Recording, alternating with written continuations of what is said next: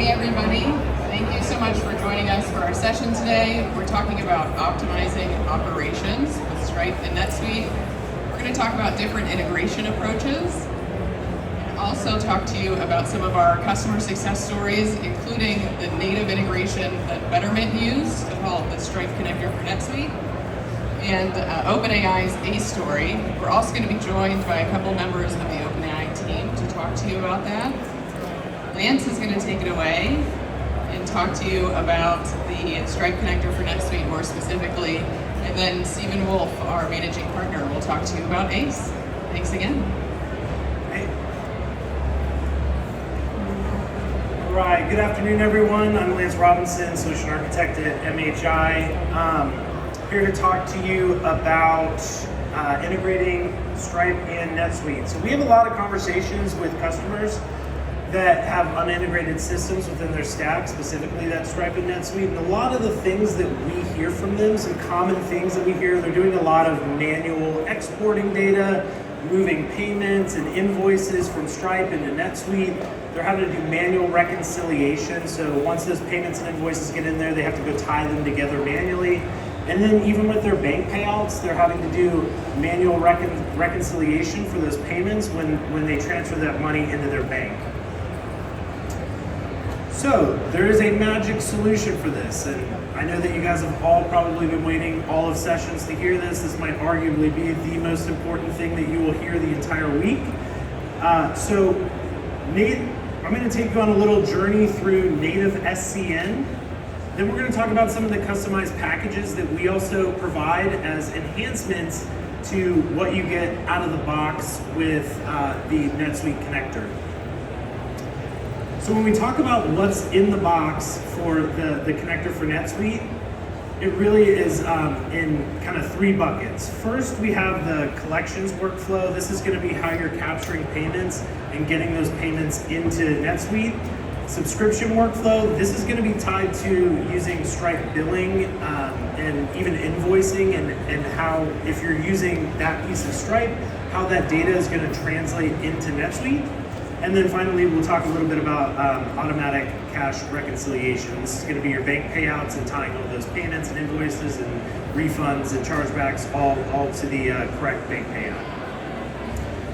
So for the collections workflow, this is going to be something you're going to see a lot in B2B. This is where your invoices are going to live in NetSuite. So you produce your invoices in NetSuite, customers will be synced over from Stripe.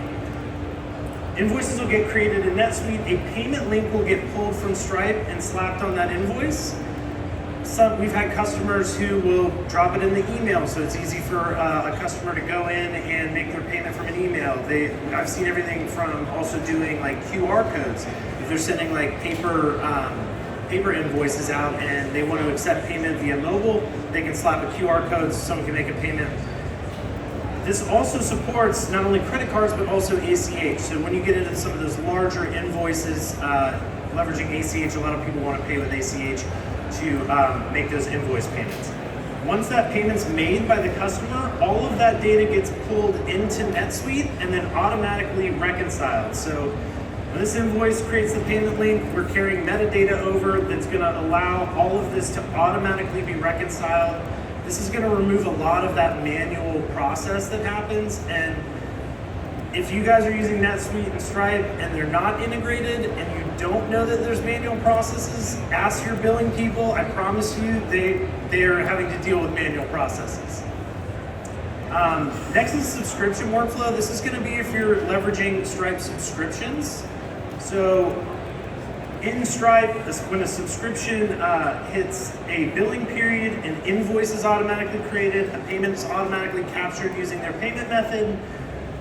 What's happening in NetSuite? So that invoice, as soon as it's created, is going to get pulled into NetSuite. That payment, once it goes through, is going to get pulled into NetSuite, and then it's going to get reconciled. If an invoice is pulled in and the customer doesn't exist within NetSuite, it's gonna create that customer in NetSuite using the customer's data from Stripe. The next kind of big workflow and this kind of ties it all together in the end, is the automatic cash reconciliation. So we talked about those payments coming in. Refunds and chargebacks are also going to come in as part of those previous processes. So within NetSuite, those get pulled in as undeposited funds. When the bank payout happens in Stripe, it's going to create a deposit in NetSuite, and then it's going to tie everything in a pretty little bow to all those refunds, all those payments that previously came in. It's going to tie it all together very nicely. Everything's going to look good on your reports and books. So to give you a customer story, a success story, we recently worked with Betterment. We did not only the connector for NetSuite, but also the connector for Salesforce for them. When they came to us, everything was manual process. So they'd close a deal in Salesforce, then someone would have to go manually create an invoice in Stripe. That invoice would go to the customer would make their payment, and then they'd have to manually create those invoices within NetSuite, and then they were doing an export from Stripe and then importing that data into NetSuite, and then having to go again manually tie all of those payments back to the correct invoices. It's one of those things that the longer you let it go, the bigger your company grows, the more painful it gets, right? So we came in, we helped them implement Salesforce to Stripe. They closed an opportunity in Salesforce. The invoice automatically is created in Stripe. When that invoice is automatically created, it's sent to the customer. The customer makes their payment. That invoice is pulled into NetSuite. The payment is pulled into NetSuite. Everything is reconciled on the back end, and someone is enjoying Mai Tais on the beach somewhere.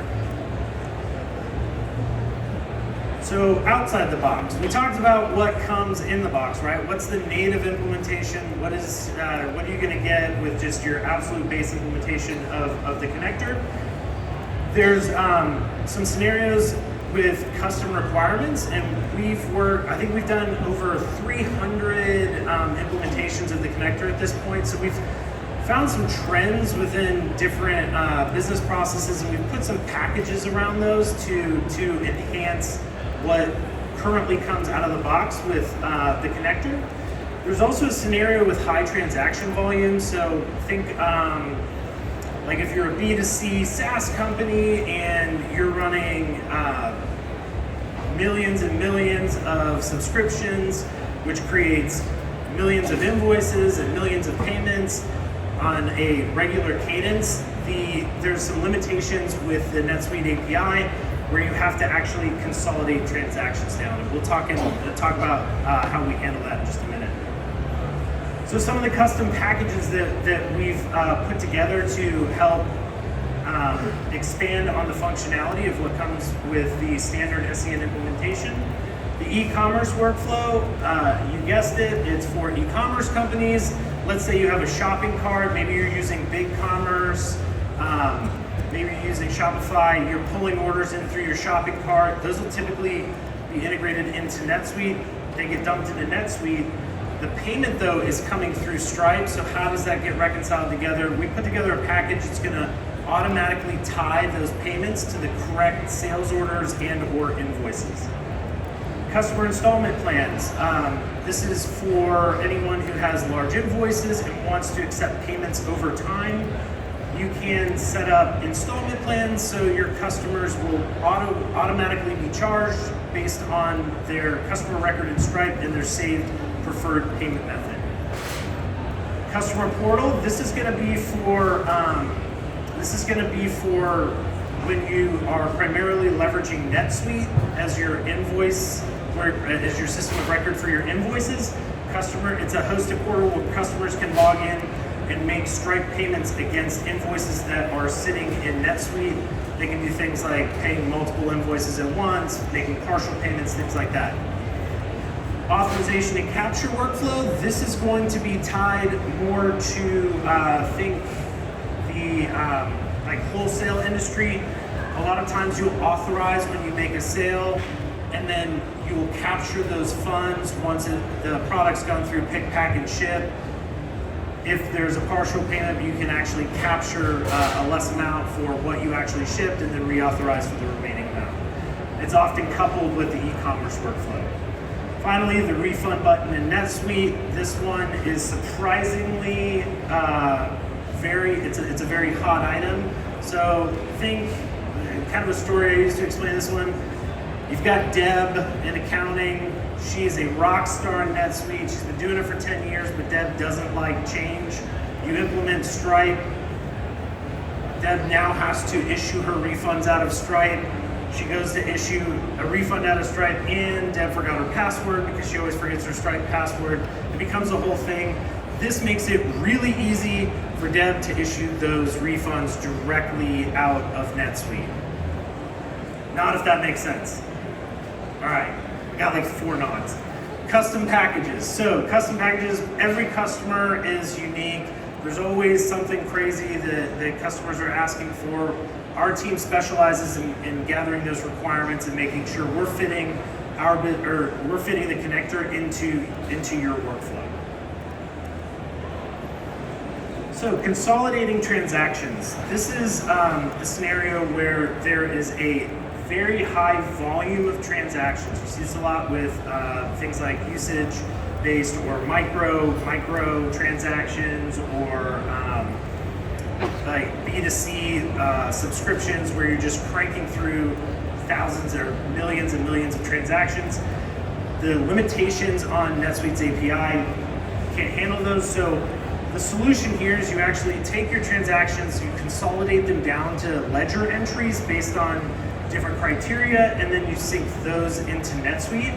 There's really kind of right now 2 flavors or ways to do this. First is what we consider the simple version. This is going to be leveraging Sigma to build queries that will consolidate those transactions down. We'll typically put in place some middleware to grab those queries and create the correct ledger entries in NetSuite. Additionally, we have a very robust solution, and this is something that MHI has built and implemented at several customers. And I'm going to hand it to Stephen Wolff to explain this. You may know him as the Wolff of NetSuite. Go ahead. Thanks. Yeah, thanks so much. So many companies that have large transaction volumes are today implementing this simple consolidation solution. So they're taking the bulk of their transactions, maybe from different operational systems, Stripe included, revenue transactions primarily.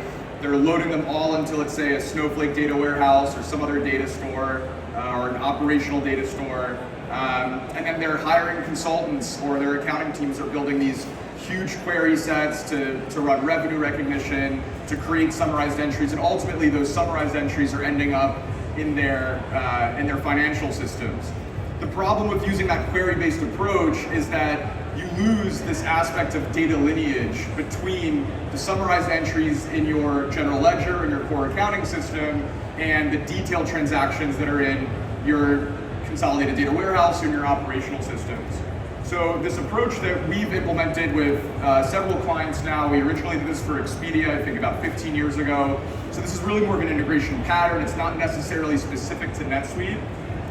But we've essentially built an accounting classification engine within NetSuite that ingests those transactions from source tables in a consolidated data store, characterizes those transactions based off of accounting rules that business users write themselves, generates them those summarized entries, and then pushes those entries into your core accounting system. So in this framework, which OpenAI will talk about their use case in a second here, we're pulling in payments, invoices, refunds, credits, fees, all transactions in very large volumes into a centralized operational data store. And in this data store, the data from Stripe can be unioned with data from other revenue generating transactions or just accounting events from any operational systems that you're using. Then within NetSuite, we actually have a set of metadata that accounting users can enter themselves. They're writing classification entries or rule sets, and the accounting users themselves have a user interface where they're saying, what data do I want to select? How do I want to map that selected data to endpoints in NetSuite, GL codes, financial segments, transaction types as an example. They're also, in our accounting and business users, are also writing in this UI how they want that data to be summarized, as an example, just revenue by day, by product code, by region. And then they're also defining the frequency rules for how often they want those journals to be created in NetSuite.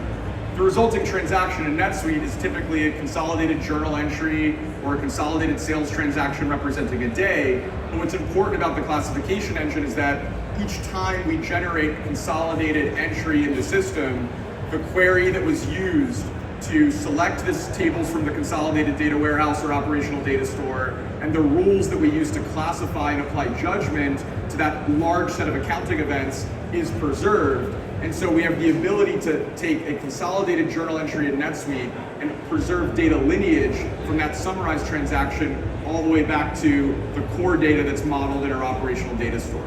So this is a much more robust approach. It puts the power of building the consolidated journals or summarizations in your core accounting into the hands of the finance users or business stakeholders, and it always maintains data lineage between those summarized entries in, let's say, NetSuite or your accounting system, and the large set of accounting events that are being generated for your operational systems.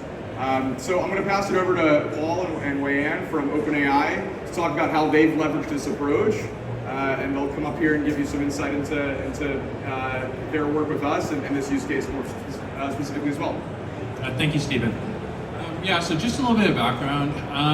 We're a relatively young company, and when we were looking for a solution, we had a very manual process. We were pulling data from Stripe, putting it into an Excel workbook, pivoting it, applying journal entries, debits and credits, and then manually posting it up to NetSuite. And so what we were looking for is basically an automated solution for it. And we looked at a bunch of different vendors, and one of the things that really stood out for us with this was that it was an option that really created it was a very accounting-focused solution where the accountants could own the rules and the logic and make sure that it complies with GAAP. The data people can be responsible for the data pipeline, making sure that any calculations, filtering, all works well. And also on top of that, just partnering with MHI has been amazing. We kicked off a project to start this automation at the end of January. We went live yesterday with our first tool set. 3 months, 4 people on our team. It's been pretty incredible. Hey everyone. So I'm sort of the tech lead for the internal solution.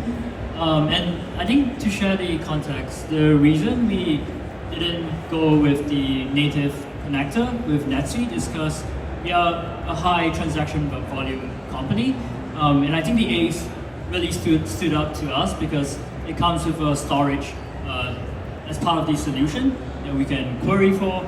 I think to add on to that as well, we did assess a few vendors, and I think out there in the market there are lots of iPaaS that can, pump data from one end to another, and you can use it as a rule sets to create rules engine.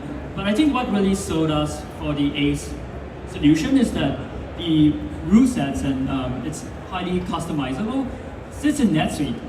It's actually native and inbuilt in NetSuite. So like Paul and his team, they don't need to learn a new platform just to get the rules and apply those logic into our transactions. So yeah, I think to add on to Paul and MHI team has been great. We had so far a really good positive experience, and happy to chat more about the architecture. We can always chat off stage. Heading back to Stephen, anything to add?